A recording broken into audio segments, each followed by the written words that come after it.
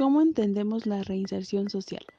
La reinserción social es entendida como un proceso sistemático de acciones orientado a favorecer la integración a la sociedad de una persona que ha sido condenada por infringir la ley penal. Estas acciones buscan abordar la mayor cantidad de factores que han contribuido al involucramiento de una persona en la actividad delictiva, con el objetivo de disminuir sus probabilidades de reincidencia y promover el cambio hacia conductas prosociales. La reinserción social como proceso se inicia durante el periodo de cumplimiento de una condena y continúa cuando la persona retorna a su vida en la comunidad. Se caracteriza por el desarrollo de competencias en el ámbito individual, social y laboral, y por el fortalecimiento de los aspectos protectores que facilitan la integración a la sociedad. Ejes de la reinserción social. Se han considerado una serie de ejes claves en el proceso de promoción y consolidación de las acciones de reinserción social. 1. Alianzas público-privadas para el fortalecimiento de la reinserción. Entendiendo que la reinserción social y la reincidencia deben ser abordadas desde una perspectiva integral, se requiere que no solo el Estado promueva espacios de reintegración social y laboral, sino que adicionalmente es necesaria la participación del sector privado y la sociedad civil, junto con promover la intersectorialidad y la coordinación con otros actores públicos para alcanzar una estrategia efectiva de reinserción. 2. El respeto y garantía a los derechos humanos. Los derechos humanos se fundamentan en el reconocimiento de la dignidad de todas las personas y el respeto y garantía de sus derechos. Cuando se trata de una persona que se encuentra en una especial situación de vulnerabilidad, por ejemplo, por sus condiciones de vida al interior de recintos penales, el Estado debe tomar medidas especiales para resguardar los derechos fundamentales de ellos. 3. Condiciones de vida dignas. El que una persona haya sido condenada a una pena no la excluye de su dignidad y del ejercicio de derechos, salvo los limitados en la condena. Para ello, es necesario contar con una infraestructura adecuada, buenas condiciones de habitabilidad y espacios menos violentos, todas condiciones que apunten a las internas e internos que cumplan sus sanciones en espacios que realmente posibiliten la reinserción social. 4. Reinserción social desde un enfoque local. El apoyo postpenitenciario es fundamental en el proceso de integración en la comunidad de las personas que han cometido un delito. En este proceso son importantes los esfuerzos de gobierno central y los privados, pero además es sustantivo el apoyo de los gobiernos locales, ya que es en el municipio donde el Estado ofrece la mayor gama de prestaciones y servicios sociales y es por tanto un espacio fundamental para quienes hayan cometido delitos se integren a la sociedad vía al acceso a estas prestaciones. La inserción social como un derecho humano del individuo, partiendo de la idea de que el Estado mexicano es concebido como un Estado de derecho, se debe de recordar que este conlleva una serie de características que lo hacen considerarse como tal, dentro de las cuales la más importante a señalar aquí sería la de garantizar la protección de todos los derechos humanos de los miembros de la sociedad, teniendo como resultado que el Estado de Derecho es indispensable para que se logre el resguardo y garantía de los mismos. Así pues, bajo esta premisa, nos encontramos con la considerársele a México un Estado de Derecho. Se presume debe ser un Estado que vale por el cumplimiento de los derechos humanos con todo individuo, cuenta por el simple hecho de ser persona, aunando a esta protección el Estado de los derechos humanos y existentes y no debe irse desarrollando, evolucionando y mejorando con el paso del tiempo, de manera que el futuro, los derechos y garantías que cuenten una persona deberán ser mejores y como la son ahora, y aún más de lo como que están tiempo atrás. Tal es el caso de lo que hoy conocemos como reinserción social, concepto entendido como el hecho de reincorporar a la sociedad a aquellas personas que fueron privadas de su libertad por la comisión de algún delito y que han cumplido su condena y son puestas en libertad, que han sido una figura que han venido molestando a lo largo de la historia para convertirse en un derecho de estas personas, el cual debe ser protegido y progresivo, de manera que constantemente se busque la mejoría de la condición de los sentenciados, a la vez que ya dispuesto para ello se haga cumplir y se realice conforme a lo que ha estipulado, pues si bien es cierto que lo correcto y esperado por la sociedad es la imposición de una pena a aquella persona que lesione la norma que comete un ilícito, también lo que es cumplir el sentenciado con dicha agresión de regresar a la sociedad, de volver con su familia, de tener un trabajo, educación, salud y de contar con la oportunidad de poder desarrollarse sanamente en la sociedad para que de esta forma no tienda reincidencia delictivas. Tan es así que la reinserción social está plasmada en el artículo 18 de nuestra Constitución Política de los Estados Mexicanos, concebida como objeto primordial del sistema penitenciario mexicano, del cual se menciona se debe llevar a cabo apegada al respeto y la garantía de derechos humanos, garantía y principios para poder brindar mejores condiciones de la vida a los sentenciados y que los mismos conserven su dignidad humana en el proceso del cumplimiento de su pena. Sin embargo, como se ha mencionado, la reinserción social es un tema que a lo largo de la historia ha ido avanzando y mejorando. Tan es así que esta no solía existir ni tampoco nada relativo a cualquier derecho que un reo pudiese tener. Esto se debe a que en el fin y los tiempos de las penas también se han ido modificando de tal manera que el único inicio, estas no existen, como concebimos en la actualidad. Bien nos narra Hobbes en su obra Leviatán sobre el estado natural en que cada individuo prácticamente hacía lo que fuese su voluntad y que además, al sentirse transgredido y violentado en su persona o en su pertenencia, hacían justicias por sí mismos, conocido coloquialmente como la ley del talión, que reivindicaba meramente en vil venganza. Así pues surge la necesidad de que cada individuo sea quien se encargue de castigar al individuo que fue contra o si otros fueron como él, expresa Rousseau. En su contrato social se realiza una especie de acuerdo en el que cada individuo se desprende de este derecho, por así decirlo, y se lo otorga al Estado, siendo éste el encargado de velar por el bienestar de cada una de las personas que le confiden el poder. De ahí en adelante comienzan a castigar, implementación y aplicación de penas que van desde tormentos, cadenas, pozos, encierros, destierros, galerías, deportación, reclusión, privación de libertad, etc.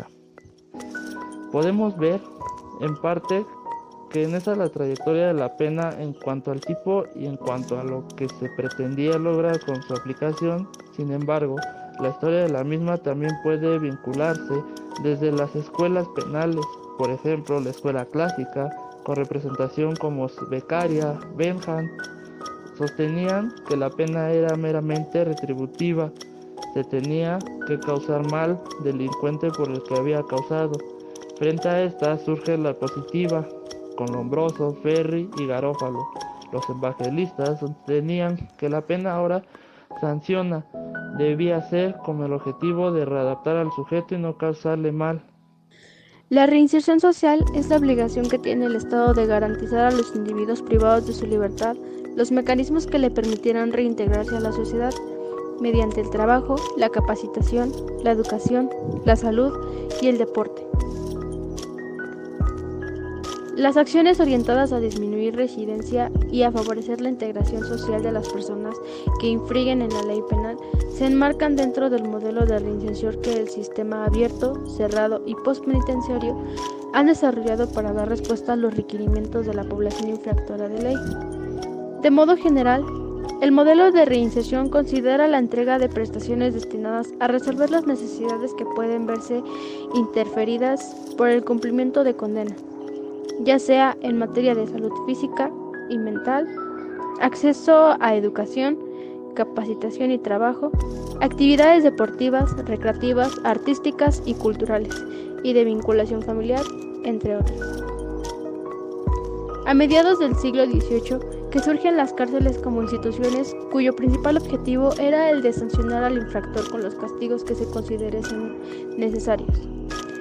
pero fue a mediados del siglo pasado que se comenzó a implementar en la mayoría de los países penas que no incluyeran castigos corporales, psicológicos o emocionales a los presos.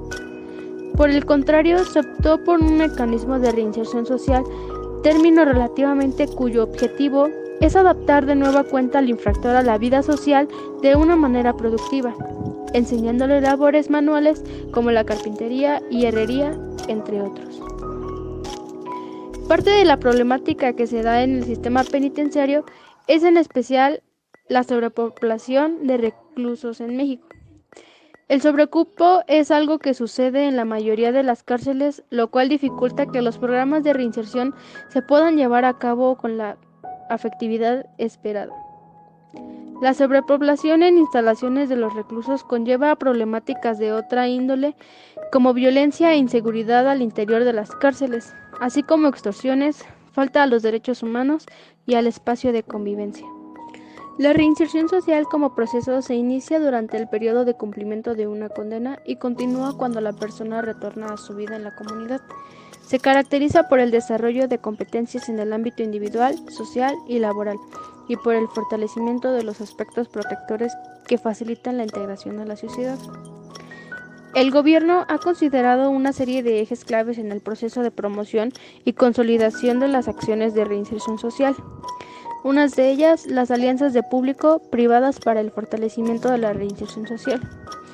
Entendiendo que la reinserción social y la residencia deben ser abordadas desde una perspectiva integral, se requiere que no solo el Estado promueva espacios de reintegración social y laboral, sino que adicionalmente es necesaria la participación del sector privado y la sociedad civil, junto con promover la intersectorialidad y la coordinación con otros actores públicos, para alcanzar una estrategia efectiva de reinserción social.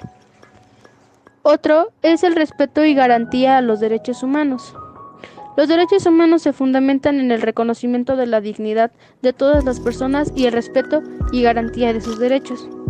Cuando se trata de personas que se encuentran en una especial situación de vulnerabilidad, por ejemplo, por sus condiciones de vida al interior de recintos penales, el Estado debe tomar medidas especiales para resguardas de los derechos fundamentales de ellos. Otra de ellas son las condiciones de vida dignas. En el que una persona haya sido condenada a una pena no la excluye de su dignidad y del ejercicio de derechos, salvo los limitados en la condena. Para ellos es necesario contar con una infraestructura adecuada, buenas condiciones de habilidad y espacios menos violentos, todas condiciones que apuntan a que los internos e internas cumplan sus sanciones en espacios que realmente posibiliten la reinserción social.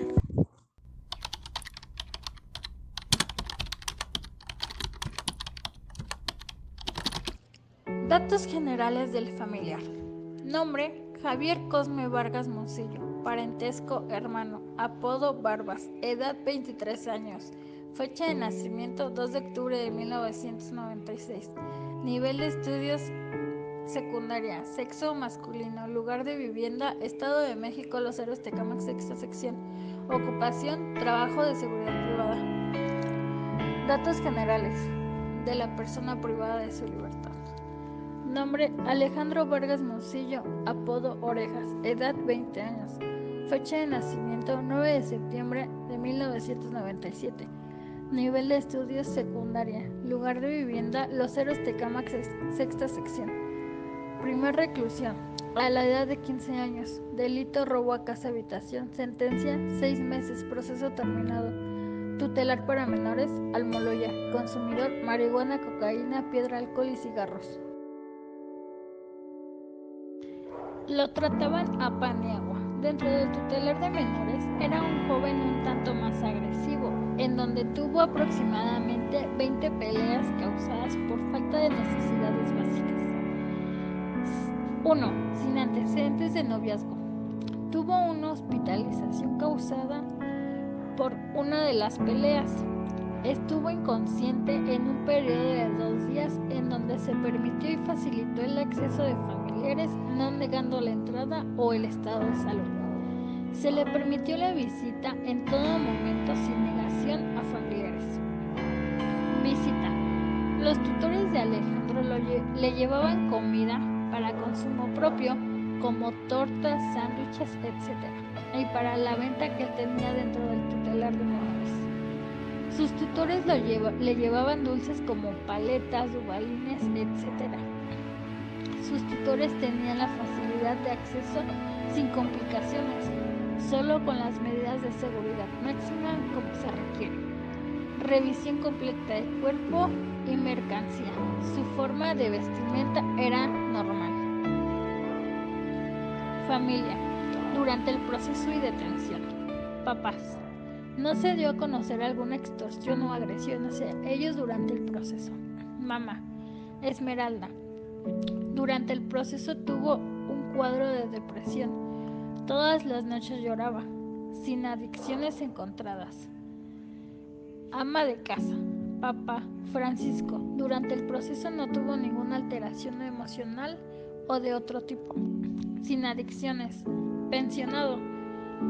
Solo se tuvo problemática emocional en la mamá, que no fueron tratados. No hubo extorsiones o problemáticas gracias a la detención. No hubo problemas monetarios o económicos. Las dos hermanas con problemáticas emocionales presentadas durante todo el proceso del menor eran de economía estable. Magali, siendo la segunda hermana y estudiante, no cambió ni alteró su desarrollo. Dalila, siendo la mayor y ama de casa, tampoco alteró su desarrollo. Por parte de las hermanas no hubo visitas más que solo de los padres o tutores. Término del proceso. No hubo ningún cambio. Se volvió una persona más agresiva, no tuvo cambios positivos. Al quedar libre siguió robando a transeúntes, robo a mano armada. Así fue durante 2 años, de 16 a 18 años. Tiene una hija en la actualidad de 2 años de edad. Actualmente vive separado de su pareja por problemática de violencia familiar. Es separado aproximadamente de hace 4 meses, diciembre del 2019. Carece de estabilidad psicológica y laboral. Actualmente trabaja en una empresa de seguridad privada. Llevará 1 mes aproximadamente. Su estabilidad laboral es escasa, ya que en su trabajo anterior solo dura de 1 mes a 2 meses. Es una persona agresiva y violenta que es difícil controlar. Niega ayuda y tratamiento psicológico. Tiene problemas con la imagen de autoridad. Hace 2 meses terminó en el Ministerio Público por golpear, cachetada y escupir a un agente municipal. Lo tranquiliza su hija, drogas o narcóticos. Violencia. Alejandro Vargas vivió con la mamá de su hija aproximadamente 2 años, viviendo en la casa de sus papás, de Alejandro. La violencia se lleva a cabo del lado de los dos sujetos. Principalmente empezaba del lado de la joven Carla. Nunca hubo lesiones físicas visibles en ninguna de las dos partes.